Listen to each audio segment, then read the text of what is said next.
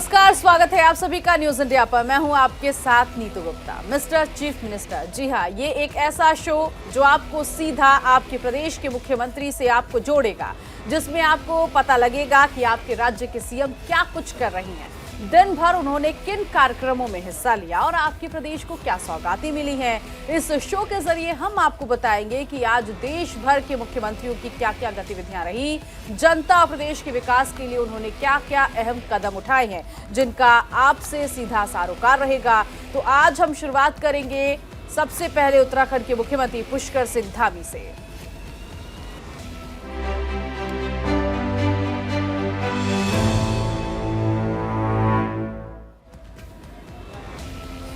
उत्तराखंड के हल्द्वानी के बनभूलपुरा गफूर बस्ती में रेलवे की 78 एकड़ जमीन से 4000 परिवारों को बेदखल करने के मामले में उत्तराखंड हाईकोर्ट के आदेश पर सुप्रीम कोर्ट ने फिलहाल रोक लगा दी है। सुप्रीम कोर्ट के इस आदेश के बाद 4000 परिवारों के आशियानों को फिलहाल नहीं उजाड़ा जाएगा। सुप्रीम कोर्ट ने उत्तराखंड सरकार और रेलवे को नोटिस भेजते हुए कहा कि रातों रात आप 50,000 लोगों को नहीं हटा सकते हैं। ये एक ऐसा मानवीय मामला है। सुप्रीम कोर्ट ने यह भी कहा कि हमें कोई व्यवहारिक समाधान ढूंढना होगा, समाधान का ये तरीका नहीं है। सुप्रीम कोर्ट ने आगे कहा, जमीन की प्राकृतिक अधिकारों की प्राकृतिक और मालिकाना हक की प्रकृति आदि से पैदा होने के कई कोण हैं जिनकी जांच होनी चाहिए। इन्हें हटाने के लिए सिर्फ एक सप्ताह का समय काफी कम है। पहले उनके पुनर्वास पर विचार हो। मामले में उत्तराखंड के मुख्यमंत्री पुष्कर सिंह धामी ने कहा कि वो रेलवे की भूमि है और रेल विभाग का हाई कोर्ट और उच्च न्यायालय में मुकदमा चल रहा था। हमने पहले ही कहा था कि जो भी न्यायालय का आदेश होगा हम उसके अनुसार आगे कार्रवाई करेंगे। अब अगली सुनवाई 7 फरवरी को होगी। तो हल्द्वानी के बनभूलपुरा गफूर बस्ती का ये पूरा मामला पहले ये हाईकोर्ट मामला गया था, जिस पर हाईकोर्ट ने कहा था कि इस जमीन पर अतिक्रमण होनी चाहिए और बुलडोजर की कार्रवाई को लेकर फिर एक याचिका डाली गई लोगों की तरफ से, जिन लोगों को सता रहा था ये डर कि वो बेघर हो जाएंगे। और ये याचिका सुप्रीम कोर्ट में जब डाली गई तो सुप्रीम कोर्ट ने हाई कोर्ट की जो याचिका वाली जो सुनवाई थी और जो फैसला था उसको पलट दिया और इस पर स्टे लगा दिया, यानी कि उस जमीन पर बुलडोजर नहीं चलेगा। हालांकि अभी ये फौरी राहत जरूर दी गई है इन लोगों को, क्योंकि इस पूरे मामले की अगली सुनवाई 7 फरवरी को होगी। और अब देखना ये होगा कि 7 फरवरी को क्या सुप्रीम कोर्ट जो अतिक्रमणकारी हैं उनके हित में फैसला लेते हैं या फिर वाकई यहाँ पर बुलडोजर चलेगा। हालांकि सुप्रीम कोर्ट ने ये जरूर साफ कर दिया है कि इतना आसान नहीं है कि यहाँ पर 50,000 से ज़्यादा लोगों को हटा दिया जाए, लेकिन हाँ, इनके पुनर्वास के लिए ज़रूर विचार करना चाहिए। सरकार को सोचना चाहिए कि अगर इनको यहाँ से हटाया जाता है तो वो कौन सी दूसरी जगह होगी जहाँ पर इनको शिफ्ट किया जाएगा। इसी को लेकर अब अगली सुनवाई जो है वो 7 फरवरी को होगी। उस प्रकरण में हमने पहले ही कहा था, क्योंकि वो रेलवे की भूमि है और रेल विभाग माननीय हाई कोर्ट में और माननीय उच्च न्यायालय में जो भी उनका फैसला, जो भी उनका मुकदमा था वो चल रहा था। और राज्य सरकार की तरफ से हमने पहले ही कहा है कि जो भी न्यायालय का आदेश होगा हम उसके अनुरूप आगे कार्रवाई करेंगे। दूसरी तरफ मुख्यमंत्री पुष्कर सिंह धामी ने उधम सिंह नगर में नवनिर्मित गदरपुर बाईपास और खटीमा बाईपास का लोकार्पण किया। इस कार्यक्रम में सीएम धामी के अलावा केंद्रीय मंत्री नितिन गडकरी भी वीडियो कॉन्फ्रेंसिंग के जरिए जुड़े। इस मौके पर सीएम धामी ने कहा कि मुझे आज खुशी हो रही है कि खटीमा बाईपास के साथ ही आज गदरपुर बाईपास का भी लोकार्पण हो रहा है। बाईपास निर्माण से लोगों को जाम से छुटकारा मिलेगा और उनकी यात्रा सुगम होगी। सीएम धामी ने पीएम नरेंद्र मोदी और केंद्रीय मंत्री नितिन गडकरी का धन्यवाद किया। तो कहा जा सकता है कि यहाँ की जनता के लिए एक बड़ी सौगात बाईपास का उद्घाटन करके मुख्यमंत्री ने दिया है, क्योंकि इससे पहले लंबी लंबी लाइनें लगी होती थी गाड़ियों की, जाम की स्थिति हो जाती थी और घंटों लोग जाम की वजह से परेशान होते थे। ऐसे में यात्रा को सुगम बनाने के लिए ही गदरपुर बाईपास और खटीमा बाईपास का आज लोकार्पण मुख्यमंत्री के हाथों हुआ। इस मौके पर केंद्रीय मंत्री नितिन गडकरी भी वीडियो कॉन्फ्रेंसिंग के जरिए जुड़े और उनके उपस्थिति में आज इन दोनों ही बाईपास का लोकार्पण किया गया है। मुख्यमंत्री पुष्कर सिंह धामी ने यही कहा कि यात्रा को सुगम बनाने के लिए ही इन बाईपास जो हाईवे है इनका लोकार्पण किया गया है, जिससे आने वाले समय में लोगों को जाम से निजात मिलेगी और यात्रा और ज्यादा सरल होगी।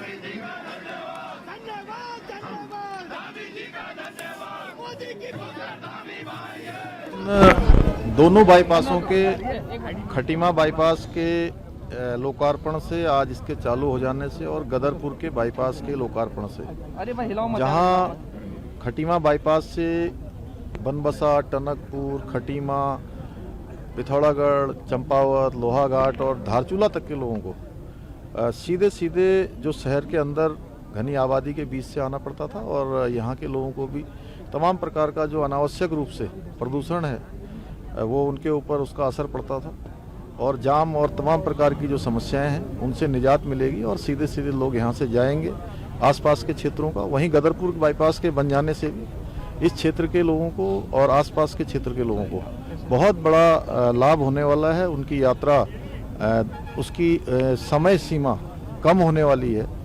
मैं इसके लिए माननीय प्रधानमंत्री जी का बहुत धन्यवाद करता हूं, माननीय गडकरी जी का भी धन्यवाद करता हूं कि उन्होंने दिया है। हमारे केंद्रीय मंत्री अजय भट्ट जी जिन्होंने इसके लिए अत्यधिक प्रयास किया है, उनका भी धन्यवाद करता हूं, और सभी जनप्रतिनिधियों का जो हमारे इस काम में लगे थे उन सभी का आभार व्यक्त करता हूं। इस क्षेत्र की जनता को शुभकामनाएं देता हूं। उधर सीएम धामी ने जोशीमठ में मकानों में आ रही दरार और घर धंसने की समस्या पर कहा कि मैं जल्द ही जोशीमठ का दौरा करूंगा और स्थिति को संभालने के लिए कदम उठाऊंगा। सभी रिपोर्टों की निगरानी की जाएगी और सभी आवश्यक कदम भी उठाए जाएंगे। बता दें कि चमोली जिले के जोशीमठ में मकानों में दरार की समस्या गंभीर होती जा रही है। चमोली जिले में भारत चीन बॉर्डर पर 20,000 की आबादी और लगभग इतनी ही आबादी की सैन्य छावनी वाला शहर जोशीमठ धंसता जा रहा है। धंसते घरों के कारण दर्जनों लोग अपना घर छोड़ने के लिए मजबूर हो गए हैं। दरार वाले घरों की दरकती छतें टिकाए रखने के लिए कुछ परिवार बल्लियों का सहारा ले रहे हैं, जिससे कि जान बच सके। ये कुछ तस्वीरें भी हम दिखा रहे हैं आपको। ये जोशीमठ की तस्वीरें। लगभग हर घर में दरार पड़ चुकी है, घर धंसने लगा है। कई ऐसे घर और मकान को देखा गया जो जमीन के नीचे धीरे धीरे, यानी कि कहा जा रहा है कि जो इतनी ऊंचाई पर घर था वो जमीन से सटे हुए नजर आ रहा है। तो धीरे धीरे ये घर जो है वो धंसते जा रहे हैं। ऐसे में लगातार घर धंसने के मामले सामने आने की वजह से अब जब ये पूरा मामला सीएम के संज्ञान में गया तो सीएम ने कहा कि मैं जल्द ही इन जगहों पर जाऊंगा, जोशीमठ का दौरा करूंगा। हालांकि यहाँ जो लोग रह रहे हैं अपने अपने तरीके से लोग अपनी जान बचाने के लिए, अपने घरों को बचाने की कोशिश कर रहे हैं। कुछ लोग ऐसे जिनकी छत दरक गई है, वो लोग बल्लियों का सहारा ले रहे हैं ताकि उनकी जान बच सके। ऐसा हादसा ना हो कि रातों रात छत नीचे गिर जाए और किसी की जान चली जाए। लेकिन इस पूरे मामले पर अधिकारियों को भी, प्रशासन को भी या सरकार को भी बहुत जल्द नजर डालने की जरूरत है कि कोई हादसा ना हो और जोशीमठ में जो स्थिति बनी है इस स्थिति से लोगों को जल्द से जल्द उबारा जाए। लगातार जोशीमठ का जो सर्वेक्षण का कार्य है वो पिछले दिनों चला है, और जो भी सर्वेक्षण की रिपोर्ट आई है उसके आधार पर हम आगे काम कर रहे हैं। अभी हमने इसके लिए एक समीक्षा बैठक भी कर ली है। आपदा प्रबंधन विभाग को पूरी तरह से अलर्ट कर दिया है, जिलाधिकारी को। जो भी वहां पर जिस प्रकार के भी प्रबंध करने होंगे, विस्थापन की जो कार्रवाई करनी होगी, जो ट्रीटमेंट करना होगा, वो सभी कार्रवाई कर रहे हैं। जो भी जरूरी काम होगा जोशीमठ शहर को बचाने के लिए किया जाएगा, उसके ट्रीटमेंट के लिए किया जाएगा, लोगों के लिए किया जाएगा। मैं चूंकि आपदा प्रबंधन विभाग को, मुख्य सचिव को आज ही हमने कहा है कि तत्काल वहां का टीम जो है सर्वे का काम करे, सर्वेक्षण करे, दौरा करे, और जो भी जरूरत होती है वो करे, और तत्पश्चात मैं भी वहां जाऊंगा। और अब बात करते हैं उत्तर प्रदेश के मुख्यमंत्री योगी आदित्यनाथ की, जिन्होंने मुंबई दौरे के दूसरे दिन होटल ताज में अलग अलग बैंकों के अधिकारी गणों से मुलाकात की। इसके बाद वो ग्लोबल इन्वेस्टर्स समिट 2023 के रोड शो में शामिल हुए। इस मौके पर सीएम योगी ने बैंकिंग और वित्त क्षेत्र के देशों के अधिकारियों और उद्योगपतियों से भारत के सबसे ज्यादा अधिक आबादी वाले राज्य उत्तर प्रदेश के विकास में भागीदार बनने का आह्वान किया। सीएम योगी ने कहा कि हम धर्म के प्रदेश के अर्थ से प्रदेश में निवेश आमंत्रित करने आए हैं। ये समिट 10 से 12 फरवरी तक लखनऊ में होगी, जिसमें देश विदेश के निवेशक हिस्सा लेंगे। मुख्यमंत्री योगी आदित्यनाथ ने आगे कहा कि आजादी के अमृत महोत्सव वर्ष में भारत को 2 ऐसे अवसर प्राप्त हुए हैं जो इस ग्लोबल इन्वेस्टर्स समिट को और विशेष बना सकते हैं। एक तो ये कि जिस देश में भारत पर 200 साल तक का राज किया, आज हम उसी ब्रिटेन को पछाड़कर दुनिया की 5वीं सबसे बड़ी अर्थव्यवस्था बन चुके हैं। और दूसरा ये, जहां दुनिया के 75% ट्रेड, 85% जीडीपी और 90% पेटेंट पर इन देशों का अधिकार है, उन देशों का भारत को नेतृत्व करने का मौका मिला। ये देशवासियों के लिए गर्व की बात है। सीएम ने कहा कि देश में सबसे अच्छी उपजाऊ भूमि उत्तर प्रदेश में है। देश में कुल कृषि भूमि का 11% हिस्सा यूपी के पास है। देश के कुल खाद्यान्न का 20% उत्पादन यूपी करता है। तो कुल मिलाकर मुंबई दौरे पर मुख्यमंत्री योगी आदित्यनाथ, इसके अलावा उन्होंने कहा कि शांति का प्रतीक हो सकता है बुलडोजर। फिल्म सिटी पर भी उन्होंने अपनी बात रखी है। और मुख्यमंत्री योगी आदित्यनाथ की ये 2 दिवसीय मुंबई यात्रा और आज दूसरा दिन था। ऐसे में आज यूपी इन्वेस्टर समिट के कार्यक्रम में वो हिस्सा लेने पहुंचे थे। भारत को प्रधानमंत्री मोदी जी के यशस्वी नेतृत्व में G20 की लीडरशिप भी मिली है।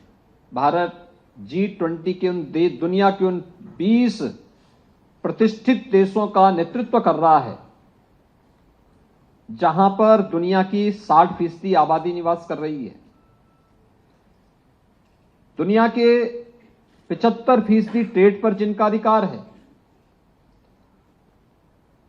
दुनिया के 85% जीडीपी पर जिन देशों का अधिकार है और दुनिया के 90% पेटेंट पर भी जिन देशों का अधिकार है, उन देशों को आजादी के अमृत महोत्सव वर्ष में भारत को नेतृत्व करने का अवसर प्राप्त हो रहा है। ये हर भारतवासी के लिए गौरव की बात होनी चाहिए। और इसलिए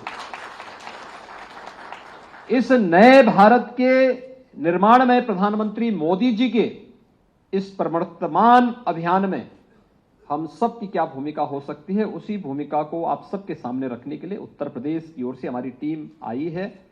और मुझे प्रसन्नता, इतनी भारी संख्या में आप सब मुंबई के इस रोड शो में यहां पर एकत्र हुए हैं। मैं आप सबका उत्तर प्रदेश शासन की ओर से हृदय से स्वागत करता हूं, आप सबका अभिनंदन करता हूं।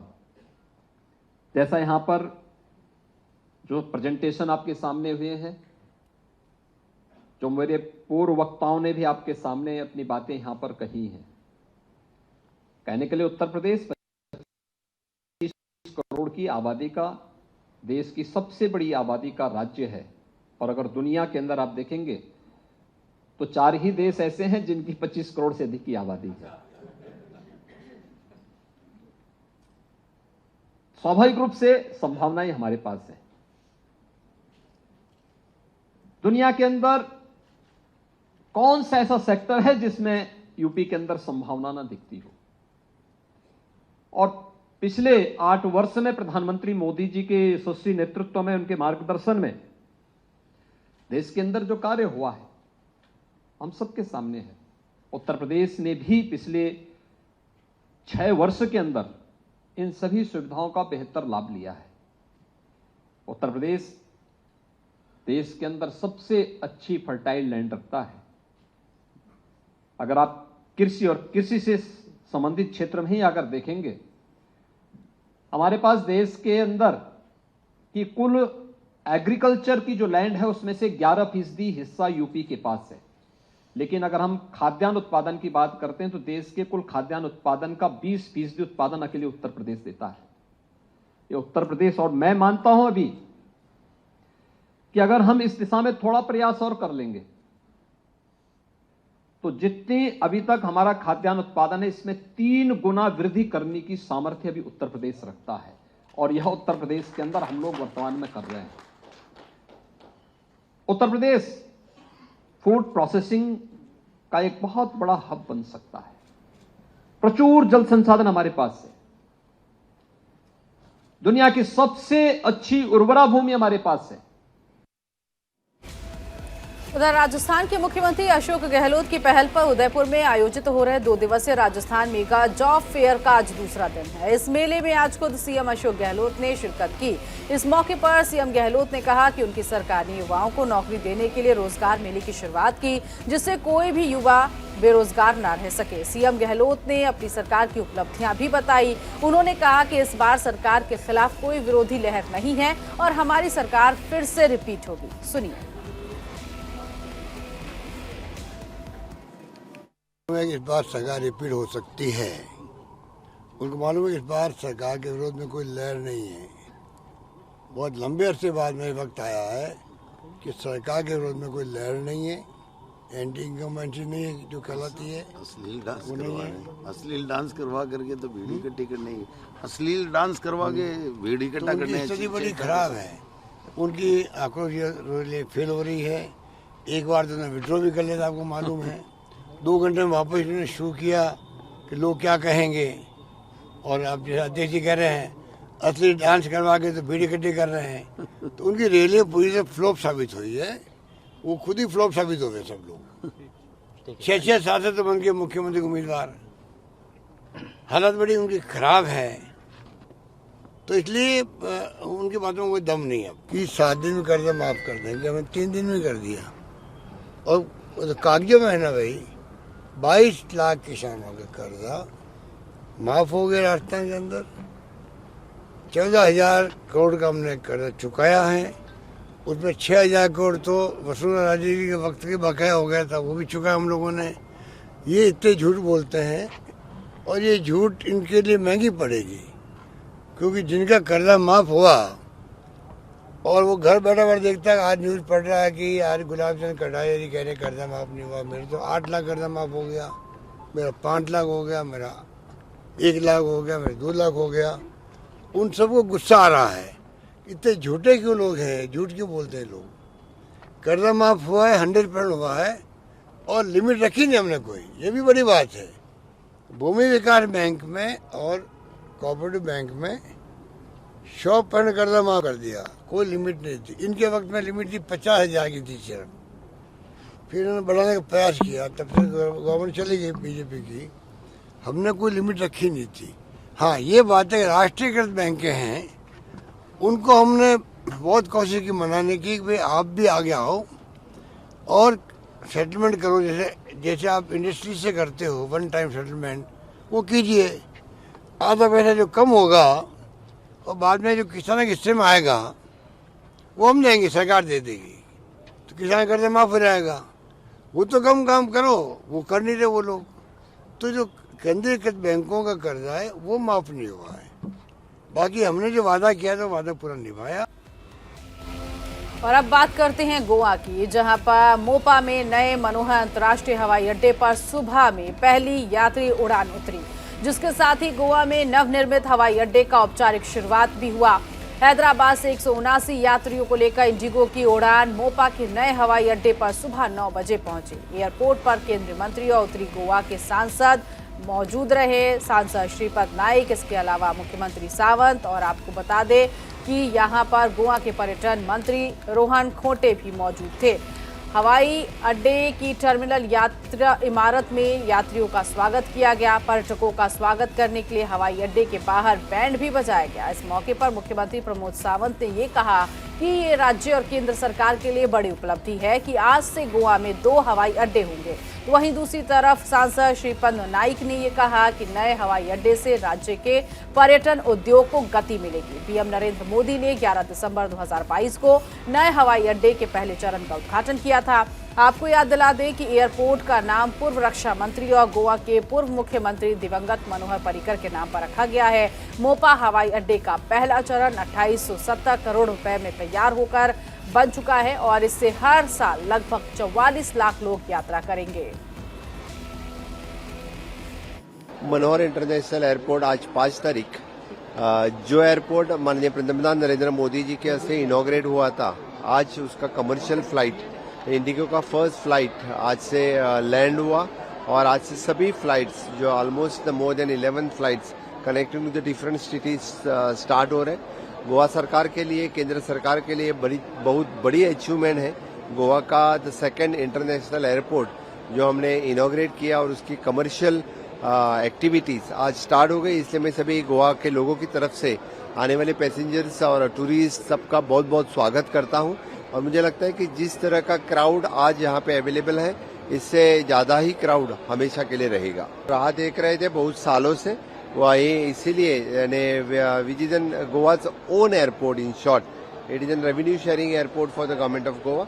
तो फिर which is very important for the government ये एयरपोर्ट स्टार्ट होना था। इससे हम बोलते हैं कि पहले टूरिज्म एक्टिविटी बढ़ेगी, कमर्शियल एक्टिविटी बढ़ेगी, कार्गो कैरिंग एक्टिविटी बढ़ेगी और गोवा की ग्रोथ और इकोनॉमी दोनों में वृद्धि होंगी। मैंने बोला गोवा के बढ़ोतरी के लिए even though tourism growth, economic growth के लिए बहुत बड़ा इम्पोर्टेंट। और इसी के साथ इस खास शो में अभी के लिए बस इतना ही। नमस्कार।